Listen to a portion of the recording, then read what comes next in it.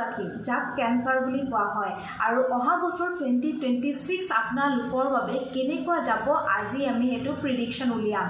আৰু অলৰেডি মই card Shuffle কৰি পেলাই উলিয়াই থৈছোঁ এতিয়া মই এক্সপ্লেইন কৰি দিম আপোনালোকৰ 2026 জানুৱাৰী ফেব্ৰুৱাৰী মাৰ্চ কেনেকুৱা যাব যাতে আপোনালোকে সেইমতে প্লেনিং ৱাইজ আপোনালোকে ষ্টাৰ্ট কৰিব পাৰে ইয়াত মই আপোনালোকৰ গ্ৰোথ দেখি পাই আছোঁ অকণমান আপোনালোকে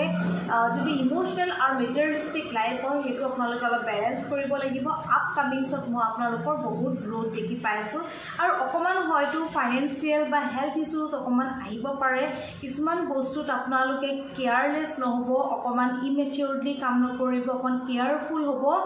আৰু বেছিকৈ ৰিস্ক নল'ব অকণমান ক'ৰবাত ষ্টাক হ'ব পাৰে অকণমান হয়তো যোনটো ৱৰ্ক প্লেচত আপুনি আছে সেই তাৰ মানুহবোৰ যোনবোৰ আছে অকণমান আপোনাক ডিষ্টাৰ্ব কৰিব পাৰে ডিষ্টাৰ্বিং অকণমান আপোনাৰ এনভাইৰনমেণ্টটো হ'ব পাৰে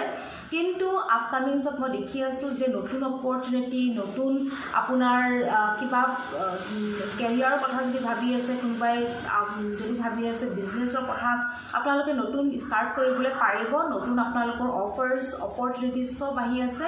আৰু চব মই এবাণ্ডেঞ্চ দেখি আছোঁ চ' একদম কমপ্লিটলি পজিটিভ থাকক আৰু পজিটিভ আপোনালোকে সেইখিনি